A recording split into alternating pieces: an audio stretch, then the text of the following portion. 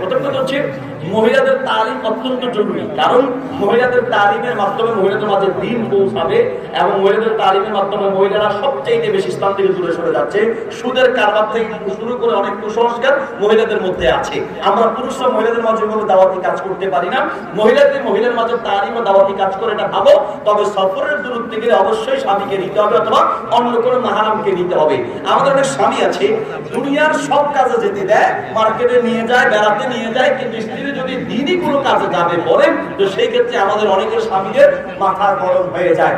আপনি যদি আপনার স্ত্রীকে দাওয়াতি কাজে সহযোগিতা করেন, তালিমে বসার সুযোগ করে দেন, হয়তো আপনার এই ক্ষেত্রে একটু আরাম কম হবে, কিন্তু আপনি যদি তাকে দিনের কাজে সহযোগিতা করেন তাহলে তিনি তালিম করে বা দিন শিখাতে গিয়ে তিনি যে পরিমাণ সওয়াব পাবেন, আপনি সহযোগিতা করার কারণে আপনিও সেই পরিমাণ সওয়াব পাবেন। আমি আবারও বলছি, মহিলারা তালিম করলে ভালো, তবে সফরের দূরত্বে গেলে অবশ্যই মাহরাম লাগবেন, মাহরাম ছাড়া সে সফর করতে পারবে না।